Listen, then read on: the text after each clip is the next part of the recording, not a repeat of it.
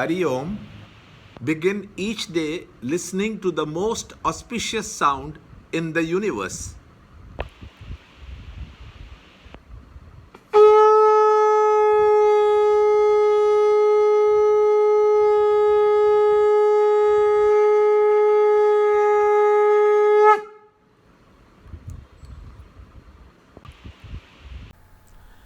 Yoga of Liberation through Renunciation, Chapter 18, Shloka 52.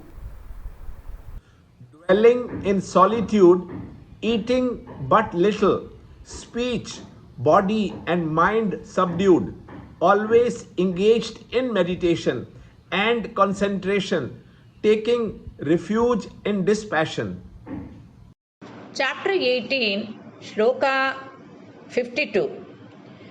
विविक्तसेवी लघ्वाशी यथवाक्कायमानसः ध्यानयोगपरो नित्यं वैराग्यं समुपाश्रितः. Chapter 18, Shloka 52. In the last shloka, Lord detailed some physical, mental, and intellectual adjustments for success in meditation. Some more adjustments are described in this shloka. A true seeker of the higher life must seek solitude, live in temperance, subdue the speech, body, and mind, and must live in a spirit of dispassion, a true life of aspiration to lift himself towards the ideal. Dwelling in solitude is finding a place with the least disturbance. Eating but little is not stuffing oneself with highly nutritive food, for it only robs the subtlety of one's intellect. Temperament is the law controlling speech and body, which represent all the organs of action and perception, is to control the mind. The grossest manifestation of the mind is action, and to control action is to discipline the mind.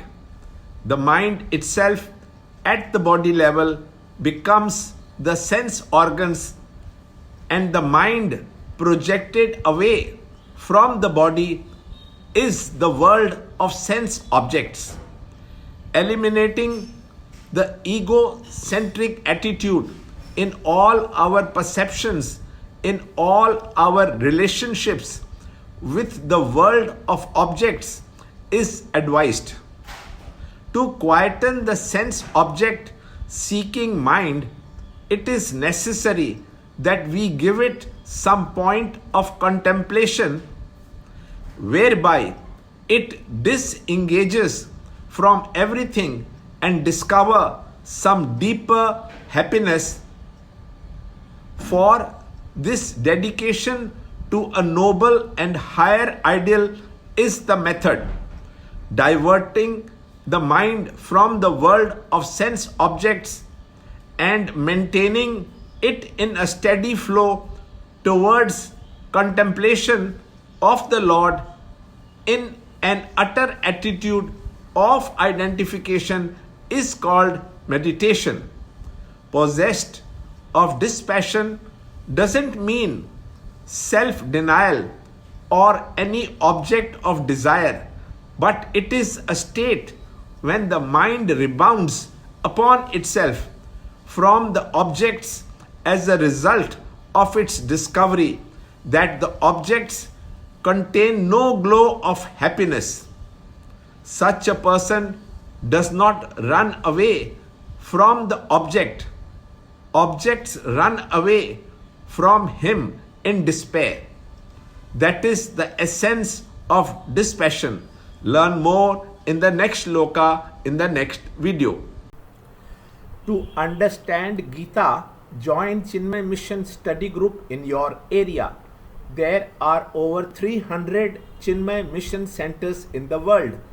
Kindle Life is the first text prescribed in the scheme of study by Swami Chinmayananda himself. Watch Ranjod Kalra's videos on Kindle Life online.